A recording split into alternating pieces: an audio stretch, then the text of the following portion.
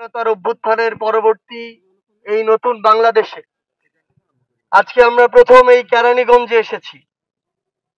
আমরা প্রথমেই আপনাদের কাছে দুঃখ প্রকাশ করছি এ কারণেই যে এই অভ্যুত্থানে কেরানীগঞ্জের মানুষের, কেরানীগঞ্জের ছাত্র জনতার যে অবস্থান ছিল, অবদান ছিল, সেই জায়গা থেকে সেই ছাত্র জনতার কাছে আমাদের আরো আগেই আসা উচিত ছিল। আমরা আপনাদেরকে শুধু আমাদের জায়গা থেকে একটি কথাই বলতে চাই যে এই ঢাকা জেলার যে কয়েকটি গুরুত্বপূর্ণ জায়গা রয়েছে তার মধ্যে অন্যতম একটি জায়গা এবং যেটি ঢাকা জেলার অনেকটা হৃৎপিণ্ডের মতো কাজ করে সেটি হচ্ছে এই কেরানীগঞ্জ। আমরা আজকে যখন এই কেরানীগঞ্জে আসছিলাম, আমরা আসলে প্রথম আসা উপলক্ষে রাস্তার দুই ধার অবকাঠামো এগুলো দেখতে দেখতে আসছিলাম। আমরা কেরানীগঞ্জের খবরগুলো খুঁজতে খুঁজতে আসছিলাম, কিন্তু এই অভ্যুত্থান পরবর্তী সময়ে আমাদের কাছে দুঃখের বিষয় এটাই যে আজ থেকে ৬-৭ মাস আগে ওই খুনি হাসিনার সময়ে এই কেরানীগঞ্জে যেমন বিভিন্ন প্রজেক্ট, বিভিন্ন জায়গা, বিভিন্ন প্লট নিয়ে বাণিজ্য চলতো, এখনো সেই চাঁদাবাজি এবং বাণিজ্যগুলো চলে।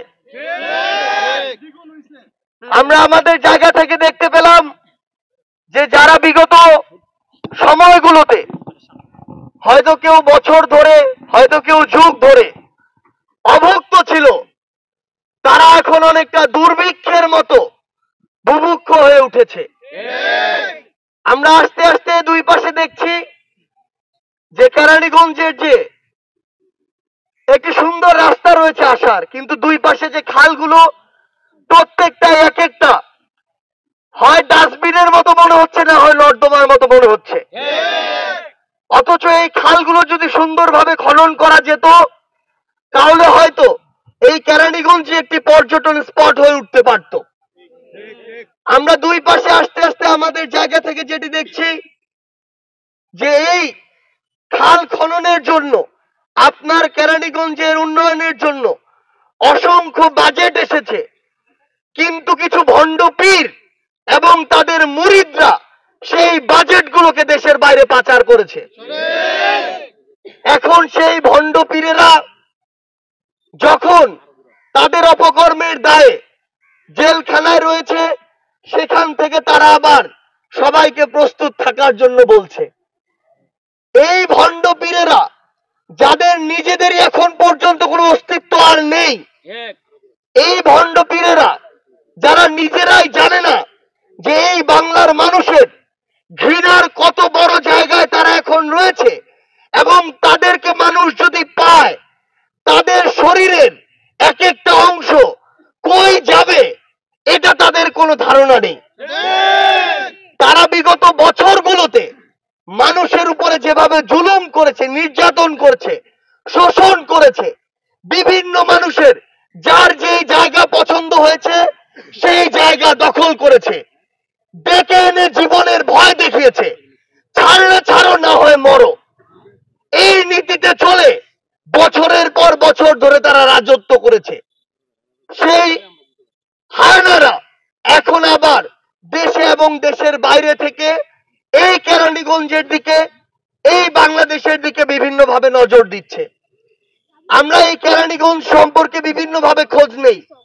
বলা হচ্ছে এখানকার তরুণরা বিভিন্ন অপ্রত্যাশিত কাজে লিপ্ত হচ্ছে, কিন্তু এই তরুণরা যে মাঠগুলোতে খেলবে, যে জায়গাগুলোতে সুস্থ স্বাভাবিকভাবে বিচরণ করবে, সেই জায়গাগুলো এই হায়নার আবার দখল করে নিয়েছে। অর্থাৎ একটা সুস্থ স্বাভাবিক জীবন এই কেরানীগঞ্জে গড়ে ওঠার জন্য যেই উপাদানগুলো প্রয়োজন ছিল সেগুলো তারা তাদের জায়গা থেকে দখল করেছে, আবার তারা তাদের জায়গা থেকে এই কেরানীগঞ্জকে বিভিন্নভাবে যতভাবে শোষণ করা যায় শোষণ করেছে, আবার তারা কেরানীগঞ্জে ফিরে আসার আশা ব্যক্ত করছে। আমরা আমাদের জায়গা থেকে শুধু একটি কথাই বলি, এত রক্ত আর জীবনের বিনিময়ে যে স্বাধীনতা, সেই স্বাধীনতার পূর্বে এবং পরে যারা এই কেরানীগঞ্জকে নিয়ে খেলার চেষ্টা করবে, আপনারা যারা এই অভ্যুত্থানে নেতৃত্ব দিয়েছেন, আপনারা আগামীর এই কেরানীগঞ্জে নেতৃত্বের হাল ধরতে প্রস্তুত থাকুন। আপনারা যদি আবার সেই সাহস দিয়ে কেরানীগঞ্জের মাটিতে দাঁড়ান, হয়তো প্রথম দিন 100 জন দাঁড়াবেন, কিন্তু এই সংখ্যাটা কয়েকদিনের ব্যবধানে কয়েক হাজারে পরিণত হবে, এই সংখ্যাটা মাসের ব্যবধানে লক্ষে পরিণত হবে। যেমন ভাবে ওই 5ই জুন থেকে শুরু করে 5ই অগাস্টে কয়েকশো ছাত্র জনতা থেকে কয়েক কোটি ছাত্র জনতা রাজপথে নেমেছিল, আপনাদের শুধু ওই বুকের সাহসটা রাখতে হবে। একটা জিনিস মনে রাখবেন, এতদিন আমাদেরকে ব্যবহার করা হয়েছে, আমরা আর প্রশ্রয় দেইনি, রাজপথে নেমেছি। কিন্তু রাজপথে নামার পরে আমরা যে নতুন বিজয় পেয়েছি, এই বিজয়ের পর যেন আমাদের কেউ ব্যবহার না করতে পারে। আমরা যদি আমাদেরকে কারো কাছে বিক্রি করে দেই কিছু অর্থের বিনিময়ে, সাময়িক কিছু ক্ষমতার বিনিময়ে, তাহলে যে দাসত্বের শৃঙ্খল আবার শুরু হবে, সেই শৃঙ্খলের বেড়া জালে আগামী 16 বছর আবারও আমাদের বন্দী হতে হবে। তাই আপনাদেরকে অনুরোধ করব, এই কেরানীগঞ্জের যারা বীর ছাত্র জনতা আছেন, আপনারা আপনাদের প্রতিবাদের ভাষা অব্যাহত রাখবেন, আপনাদের লড়াইটা জারি রাখবেন। যেখানে অন্যায় দেখবেন প্রতিবাদ করবেন, 100 জন নিয়ে সংঘবদ্ধ হওয়া শুরু করবেন। এটা আমরা বিশ্বাস করি অচিরে 1 লক্ষে পরিণত হবে। কেরানীগঞ্জের অফিসগুলোতে অলরেডি টাকা চালাচালি শুরু হয়ে গিয়েছে, পরিমাণটা এখন আগের চেয়ে আরো বেশি।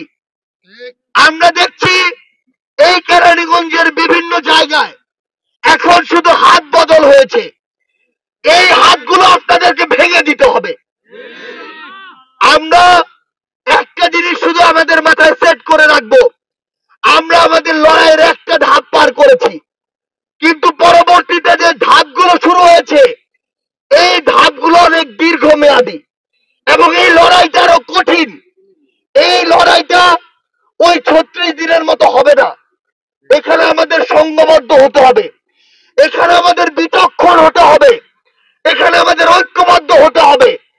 আমরা বিশ্বাস করি, আমরা যদি এই কাজগুলো আমাদের জায়গা থেকে করতে পারি, আগামীর কেরানীগঞ্জ গড়ার যে লড়াই, আগামীর ঢাকা গড়ার যে লড়াই, আগামীর বাংলাদেশ গড়ার যে লড়াই, সেই লড়াইয়ে আমরা একইভাবে নেতৃত্ব দিতে পারবো, যেভাবে আমরা 24-এর ছাত্র জনতার অভ্যুত্থানে রাজপথের সামনে সারিতে থেকে নেতৃত্ব দিয়েছি।